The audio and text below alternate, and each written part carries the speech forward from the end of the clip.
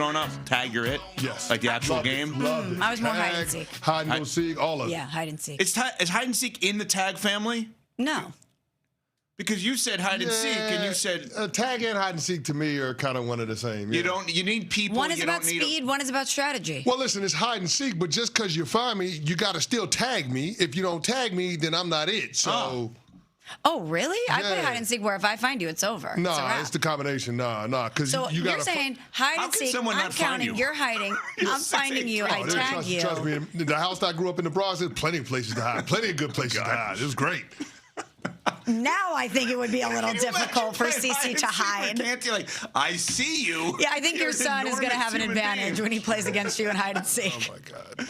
But no, I would say they're in the same family because they're school activities or like playground activities that you don't need a basketball, football, whatever. You don't need any kind of props. You can just do it, right? Accessories. Hide and seek. Yeah, accessories. Thank you. Anyway, so today is the tag day in the NFL. And I got to tell you, I didn't think of this at all when going into yesterday's show. When we were talking to Mike Tannenbaum, ESPN NFL front office insider, about the franchise tag market, for whatever reason, shame on me, I never thought about Daniel Jones in this category because the moment they got him, he played really well early in the season. They make that trade before he gets hurt for Sauce Gardner where they give up 2 first-rounders. I'm like, all right, well, the deal's done with Daniel Jones because you don't give up future firsts if you don't have a quarterback. Yeah. So I thought, all right, everything's good to go. Well, it's not necessarily yet. And Mike Tannenbaum joined us yesterday, ESPN NFL front office insider. Go back on the podcast and listen, and discussed that Daniel Jones may have a robust offseason market. I would say like the Daniel Jones situation is fascinating. Apparently, like they're really considering the transition tag. That means that he'll be tendered the average of the 10 highest paid quarterbacks, and the Colts have the ability to match in terms of an offer sheet. I wouldn't be surprised if a team gave him an offer sheet. I think that'll be a story that we're going to be watching very closely over the next couple of weeks. Could the Steelers, identify him and say, hey, we got a new head coach and we think this guy's the quarterback of our future? Arizona, new head coach. Is he the quarterback of our future? And now we still have the 3rd pick in the draft and we got Daniel Jones. Like, we could turn this thing around quickly. All right, so he's throwing a curveball here. Should the Colts tag him? And if not, who could swoop in? Yeah, I mean, the Colts should absolutely tag him because what are they doing without him? That's the part that I don't know the answer to. Do they feel like Daniel Jones is the best available option for them in terms of gettable quarterbacks this offseason? Or do they feel like they can take another step if they added a different element to that offense? So I don't know where the Colts land on it, but the bet that they made in the middle of the season to me signals that they believe that Daniel Jones is the guy. Now, what gives you cause for pause with committing long-term to DJ is the injury history, right? The reason why he was available in part was because he had an ACL injury a few years ago with the New York Giants that led to his ouster. He ends up signing a 1-year deal with Minnesota. Then after that, opportunity presents itself with the Colts.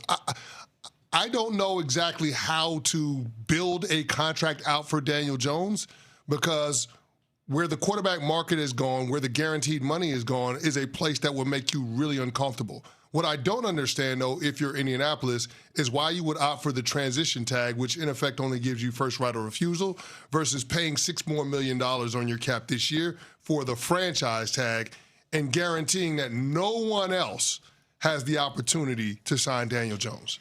Because you're trying to figure out the puzzle with Alec Pierce as well. So maybe they're thinking if they do that, it would provide them more flexibility and help them retain Pierce. But you do put yourself in a position to be What good is the receiver vulnerable. if you don't have a quarterback? Great None. point. None at all. But they're trying to figure this out. They're trying to figure it out from a financial perspective. But to your initial point, when you know Anthony Richardson is moving on and you're not going to have him as a viable option moving forward, I think we haven't put Daniel Jones in this conversation because we just thought it was a foregone conclusion that he was going to be there, that something was going to get worked out because we know he was their best option. We saw it last year at the beginning of the season. We were talking about the Colts being legitimate contenders. Historically good offense. Historically through the first good half offense. of the season. Absolutely. And obviously it came back down to earth a little bit. Then the injuries happened and the season went by the wayside. But they saw success with him. He came into Indy. He was a great teammate. He was effective. He was productive. I guess we just all assumed that it wasn't going to be an issue. But, yeah, the transition tag is confusing to me, too, because why would you want to put yourself in a vulnerable position with him when you don't have another option? Well, a couple of things on this. So you asked what value is the quarterback when the wide receiver or without the wide receiver without the quarterback. Actually, I'm going to correct something I said. I said none. I would say negative value. If you have that much money invested in a wide receiver and you don't have a quarterback, it actually creates negative value because you can't then get a quarterback. See Justin Jefferson. Correct. Okay, so now the second part of this that's interesting. So just in layman's terms, so people understand, the franchise tag means no one can touch him but the Colts, really. Without, if you want to give away 2 first-round draft picks, like I said, no one can touch him but the Colts. Yeah. The transition tag or no tag at all gives other teams, Pittsburgh, Arizona, Minnesota, where he's been, the option of creating a contract. It's called the poison pill kind of contract, where the Colts couldn't match it because of the way it's structured. That they literally are structuring the contract not because it's best for the player, but because it's worst for the Colts. It's how they would structure the contract. But you just brought up something else that I had not thought about, CC, which is you said, well, maybe the Colts thinking a different direction makes more sense for them. What direction would that be? Are there names that you would say, maybe it is smart for the Colts to say if the market gets to this number, we should not bring back Daniel Jones? Well, yeah. I mean, if the Seattle Seahawks have taught us nothing else, it's about being able to find value where other teams can't, especially at the most important position in the entire sport. The Seahawks found that in Sam Darnold. You look at that Sam Darnold contract, that is an average starting quarterback's contract. And they got above average quarterback play.